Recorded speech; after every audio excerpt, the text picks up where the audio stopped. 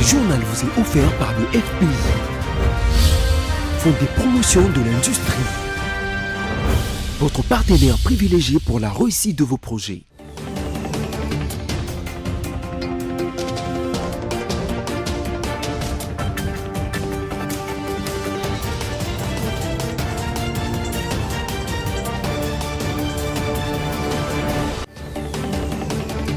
Merci de nous choisir pour vous informer les titres de votre journal.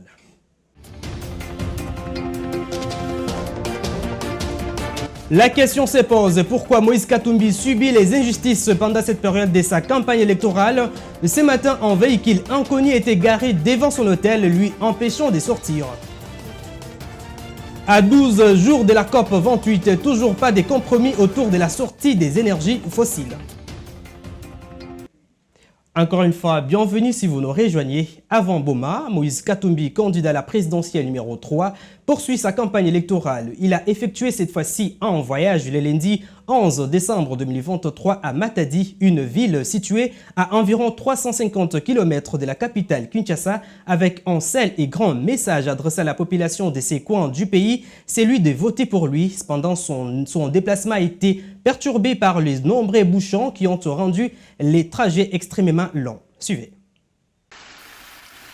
27e étape de sa tournée électorale, celui qui utilise tous les moyens de transport possibles pour propager son évangile de la résurrection du Congo, le candidat numéro 3, le président Moïse Katumbi Tchapwe, a pris la route du Congo central ce lundi 11 décembre 2023 afin de parcourir durant 12 longues heures cette importante partie du territoire national. D'énormes bouchons sur des kilomètres, avec des poids lourds et véhicules légers qui se nourrissaient d'innombrables et lassantes heures sur la nationale numéro 1. Une adversité que le chairman a su tourner en l'avantage du peuple. Il en a profité avec grande patience pour aider à désengorger la route dans la peau du roulage en chef, n'hésitant pas à se salir les mains pour faire avancer le trafic. Il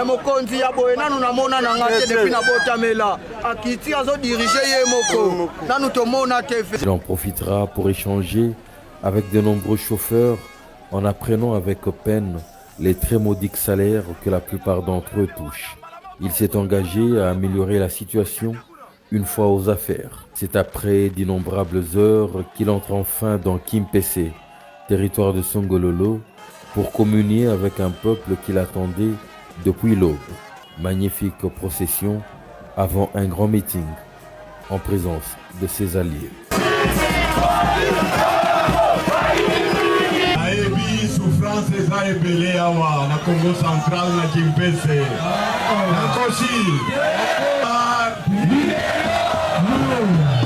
Bana Kimpese, est-ce que va pesi bino mosalawa? Est-ce que va pesi bino mosalawa? Kialuozi, est-ce que Edosala? Edosala? Akaba promesse valium pendant? Akaba promesse valium pendant? Akamboana il faut essayer la tokopesa bango combien? Combien? La nyonso posinat esa.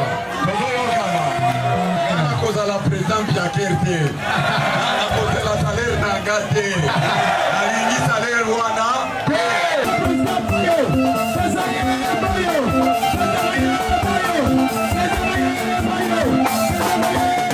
Et après plusieurs incertitudes sur la tournée du candidat présidentiel de 2023, Moïse Katumbi, dans l'espace Grand Kasaï, Délice Sangala a finalement annoncé lors de son arrivée à Kananga, l'arrivée de Moïse Katumbi dans cette province du Kasaï central aura bel et bien lieu demain 13 décembre 2023.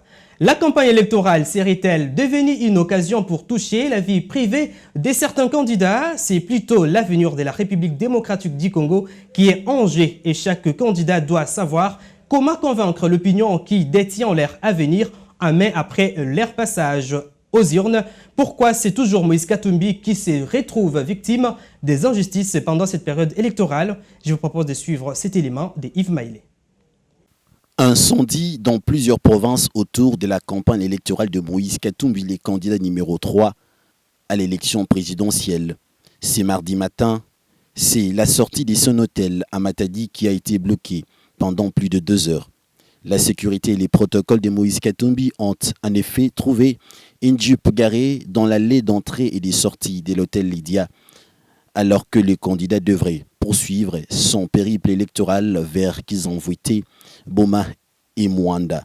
Information prise, la Jeep appartiendrait à une personnalité de la ville dite intouchable, qui ne serait autre que les Rédoc, patron local de l'ANER. Cette situation n'a pas laissé indifférente l'équipe de campagne de Katumbi qui a réagi. Na entrée à hôtel et la place président Moïse Katumbi faut abima. Azuba yako cha jeep ya Prado. Bachango liboso ba bane yango bachango ba chasser. Tolongo la ba chasser otomoni yango eza na plaque ordinaire. Eza même pas na plaque à STA ba baché yango. Donc tout na boye balobi de mutuana aza intouchable ba koyeko simba yete a bloqué porte d'entrée à président Moïse Katumbi. Balobi aza intouchable ba ko simba yete. To yebite na za bikolo mibeko awa o aza intouchable. To yebite. D'autres actes de sabotage et d'entrave contre la campagne de Moïse Katumbi ont été enregistrés notamment dans les Nord Kivu, particulièrement à Beni, Butembo et Oacha, où ces affiches ont été détruites dans la nuit du dimanche à lundi dernier, à la veille du passage du candidat président Félix-Antoine Tshisekedi Tshilombo. Sur son compte X, les candidats du parti politique Ensemble pour la République attribuent ces destructions aux jeunes de la plateforme Union Sacrée de la Nation et parlent de la peur qui charge les camps. Ce n'est pas tout. Hier lundi à Kananga, c'est le cortège de Délice Sanga qui a été caillassé à sa sortie à l'aéroport alors qu'il devrait gagner la ville pour préparer l'arrivée de Moïse Katumbi initialement prévue pour ce mercredi.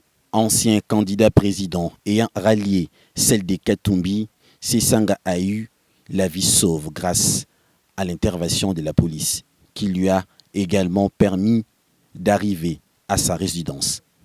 À la population venue à l'accueil, il a appelé au calme. Délice Sanga a aussi appelé les Katangais à voter massivement pour le numéro 3 afin que leur province du Kasaï central connaisse véritablement les transformations promises et non réalisées. Il s'agit notamment, a-t-il relevé, de la finalisation du barrage des Katende, de la construction de la route Kalamba-Mbujumaï et d'un stade moderne.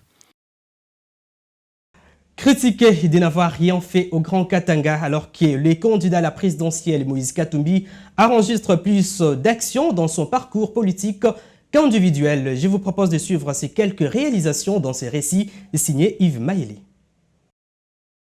Bien avant de nourrir des ambitions politiques, Moïse Katumbi a fait plusieurs fois parler son cœur, multipliant des gestes de charité. Depuis les années 2000, loin des caméras, le charmant d'ensemble prend en charge orphelin un vieillard dans plusieurs provinces du pays. Gouverneur du Katanga, entre 2007 et 2015, Katumbi a fait construire et équiper à Beni et Butembo, dans la province du Nord Kivu, de blocs opératoires ultramodernes.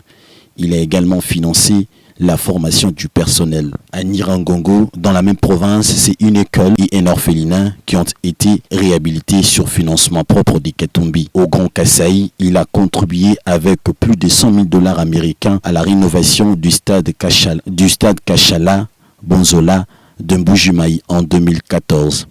Il a plusieurs fois pris en charge les séjours des équipes locales en difficulté dans les compétitions nationales. À Kinshasa, le candidat numéro 3 a fait réhabiliter de fond en comble les centres de santé, les bons bergers, dans les célèbres camps Luka. En bonus, Katumbi a fait bétonner la route qui amène à cette institution hospitalière. 8 ans plus tard, en septembre 2021, Ensemble pour la République, parti politique dont il est président, a réuni plus de 300 000 $ américains, encore une fois pour la cause humanitaire dans l'est du pays. Une première encore jamais égalée de nos jours. Aux côtés de ces actions, Katumbi envoie régulièrement à titre personnel, médicaments et vivres pour le déplacé interne dans l'est du pays, particulièrement à Goma et à Beni, dans la province du Nord Kivu, mais aussi ceux de l'Uturi. Il vient encore de le faire au mois de novembre 2023 avec 10 tonnes de vivres et non-vivres en faveur de déplacés des Kanyarusiya à Goma. Le procès du conseiller spécial de Moïse Katumbi Salomo Idi est renvoyé au vendredi 15 décembre 2023, annonce faite lors de l'audience du lundi dernier. Bien qu'absent dans la salle, ses avocats ont présenté une note médicale et la recommandation de son médecin. On écoute l'un de ses avocats dans cet extrait choisi par Ginette Fika. À l'audience de ce jour, il était question qu'on permette à la partie prévenue, Salomo Idi Kalonda, de présenter ses moyens par rapport au déclinatoire des compétences qu'il avait soulevé contre la Cour. Et parce que le ministère public avait déjà émis ses observations à l'audience passée pour dire que la Cour était compétente pour les juger, alors tel n'était pas le point de vue du prévenu. Donc aujourd'hui, on avait réouvert le débat pour nous permettre de répliquer. Mais c'est posé un problème de droit majeur parce qu'en matière pénale, la Cour ou n'importe quelle juridiction en matière pénale ne peut pas prendre des décisions en l'absence du prévenu.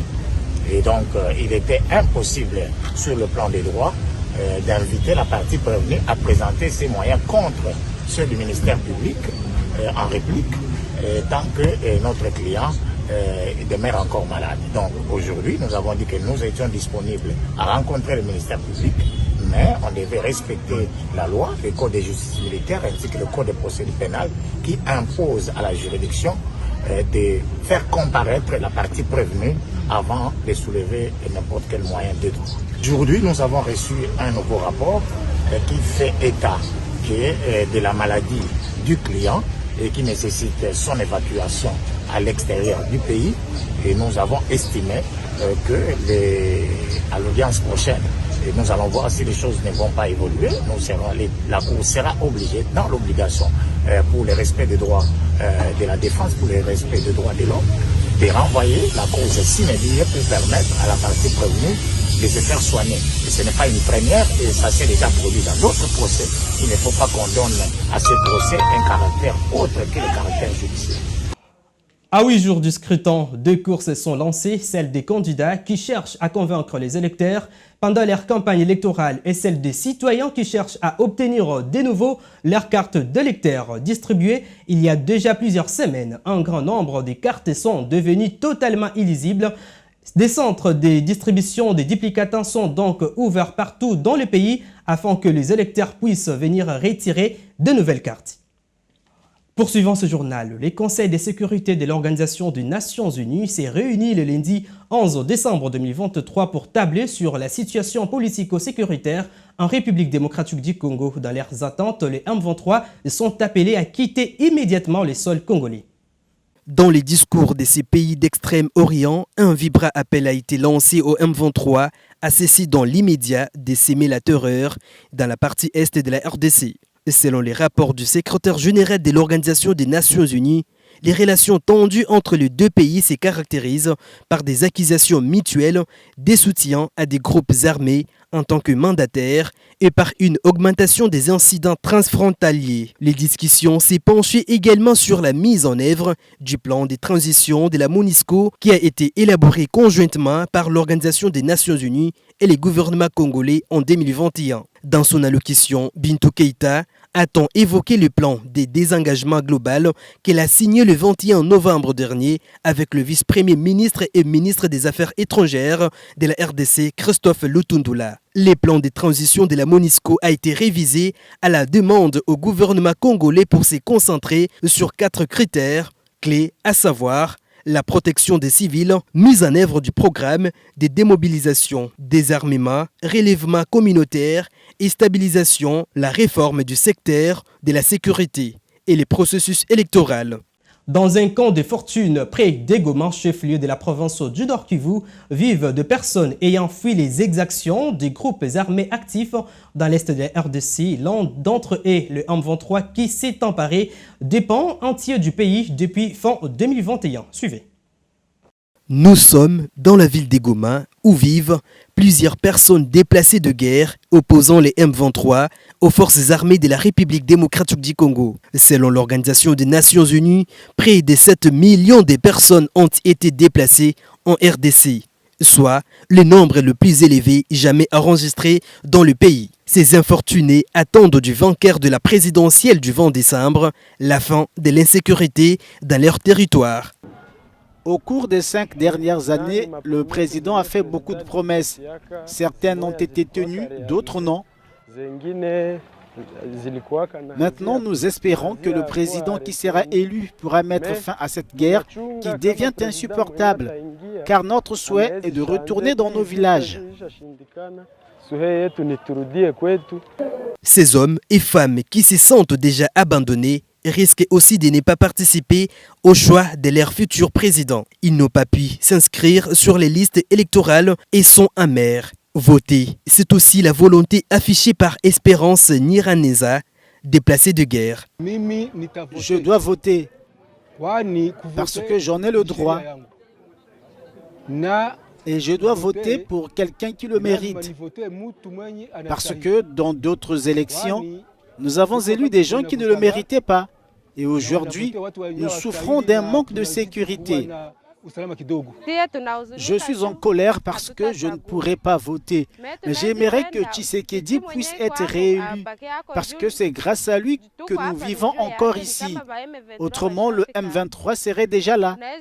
S'il n'est pas réélu, son successeur devra combattre le M23 et le forcer à quitter nos villages pour que nous puissions rentrer chez nous. Selon Médecins sans frontières, des dizaines de milliers de familles fuient toujours les violences dans le Nord Kivu. Revenons à Kinshasa pour parler de ces trous qui se forment à Bambolé sur ex-24 novembre prend de plus en plus de l'ampleur à en croire les habitants de ces tronçons. Cette route risque de se couper si les autorités urbaines ne réagissent pas à temps. Suivez. Cela fait plus de 5 mois déjà qu'un trou s'est créé et prend de plus en plus de l'espace sur l'avenue de la Libération, ex-24 novembre, précisément à Bambolé. Cette route principale qui mène à la prison centrale de Makala réunit la commune d'Ngiringiri, de Selembao et de Bandalungwa est dans un très mauvais état. Ces trous est la cause des embouteillages monstrueux sur ces tronçons et qui causent des accidents presque chaque jour. Dans cette situation, les principales victimes, ce sont les habitants de ce coin qui sont parfois exposés au phénomène appelé demi-terrain imposé par le chauffeur. Les usagers de cette route, fatigués des fausses promesses faites par les autorités urbaines, ne savent plus à quel sens c'est voué. Ba général bazokangama awa zipera topera bayobomisela biso nzela oyo bakoyoka baprisonnier bakimi na prison mpona nini na prison likulu eta na mitre ezokangama ti likolo ya bamire ya prison teke aleta mboka oyo pena bakufa pena vraimen leta azalaka oyo makambo tozomona tozolala awa pena kese awa pena mituka bazopema ya komema na moka gouvernement bocela biso makanisi oyo obongisa place oyo oyebiete nzela tosufre makasi tala kakala yo mokoka mituka bato oyo bato baokwea mikilo na biso tokokweyisa bato ya makasi vraimen nzela efale babongisa nzela mpona biso nzela oyo au moins 5 mois tosufrire yango vraimen tosengi gouvernement somanyema tokoyisa bato awa bazila koto bakangi biso awa vraimen nzela oyo te tosufre makasi. En cette période de préparatifs de fête de fin d'année, la population de ces coins s'y rend régulièrement en ville pour les achats. Ce trou leur oblige à faire le pied avant de trouver, après plusieurs avenues, un moyen de transport. Direction Dubaï, les négociations se poursuivent. C'est mardi 12 décembre 2023 pour trouver un accord autour du climat sur fond des désaccords autour de la sortie des énergies fossiles. Une partie des pays présents sont pour, mais les autres pays producteurs de pétrole et certains en développement s'y opposent. Suivez. Est-il encore possible d'obtenir un consensus entre les partisans de la sortie des énergies fossiles et ceux qui s'y refusent? La tâche paraît compliquée. Dans la matinée, le directeur général de la COP28 assure déployer toute son énergie pour y parvenir. En publiant notre premier projet de texte, nous avons incité les parties à nous communiquer rapidement leurs lignes rouges. Nous avons passé la nuit dernière à discuter, à prendre en compte ces réactions, et cela nous a permis de rédiger un nouveau texte. Redonner une lueur d'espoir au lendemain de la douche froide suscitée par la première mouture de l'accord. Celle-ci n'évoquait aucune sortie des énergies fossiles, mais uniquement des incitations à réduire leur consommation et leur production. Une première victoire pour les pays producteurs d'hydrocarbures et leurs alliés. Les petits pays insulaires, premières victimes du réchauffement climatique, n'ont depuis cessé de crier leur colère. Européens et Américains, eux, ont appelé à renforcer le texte. Une position encore trop tiède pour les défenseurs de l'environnement. Nous voudrions que les États-Unis et d'autres pays jouent carte sur table et disent qu'il faut éliminer progressivement les combustibles fossiles, mais aussi qu'ils cessent de jouer les hypocrites et qu'ils disent en même temps qu'ils apporteront leur soutien. Si la COP28 n'aboutit pas à un résultat sur l'élimination progressive des combustibles fossiles, cette COP sera un échec et le président de la COP ne sera pas perçu comme le héros qu'il veut être. Il y a donc beaucoup de travail à faire dans les prochains jours pour améliorer les choses. Car les négociations à Dubaï pourraient se prolonger au-delà de cette journée de fin de sommet, pour faire en sorte que la majorité des délégués des 200 pays présents repartent sur autre chose qu'un sentiment d'échec. Et en sport, l'international nigérien évoluant à Naples en Italie, Victor Osimhen, a été sacré le lundi 11 décembre 2023 Ballon d'Or africain de la saison sportive 2022-2023. Il a été couronné à la cérémonie de la CAF Award 2023 tenue au Palais des Congrès de Marrakech au Maroc. Suivez. Victor Osimhen, joueur africain de l'année 2023. L'attaquant nigérien, champion d'Italie avec Naples la saison passée et quart de finaliste de la dernière Ligue des Champions, était en compétition pour cette récompense avec l'Égyptien Mohamed Salah, Liverpool, et le défenseur marocain Achraf Hakimi, Paris Saint-Germain. Victor succède au palmarès du Sénégalais Sadio Mané, distingué en 2022. Le dernier joueur nigérien à avoir été couronné est Nwankwo Kanu en 1999. Sa compatriote Assissa Oshoala, qui évolue au FC Barcelone, a été distinguée chez les femmes lors de la même cérémonie. Bitez, star de Super Falcons, Oshoala Vénévan était l'une des pièces maîtresses de la sélection nigériane qui s'était hissée en 8e de finale de la Coupe du Monde de football cet été en Océanie avant d'être éliminée par l'Angleterre au tir au but. Plusieurs stars féminines et masculines du ballon rond africain ont été récompensées pour leur performance au cours de la saison sportive 2022-2023. Par ailleurs, l'international Chancel Mbemba, sociétaire de l'Olympique de Marseille, a eu le mérite de figurer dans l'équipe type de la CAF aux côtés d'autres grandes figures du football africain à l'instar de Mohamed Salah et Sadio Mané. Ce journal est terminé. Place à présent au rappel des principaux titres.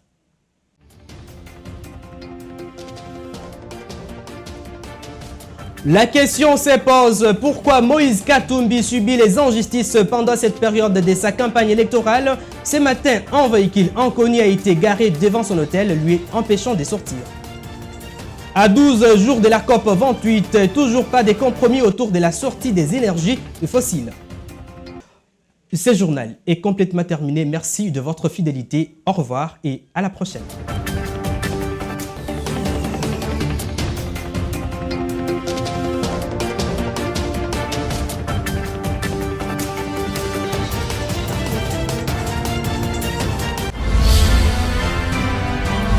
Ce journal vous a été offert par le FPI, Fonds de promotion de l'industrie, votre partenaire privilégié pour la réussite de vos projets.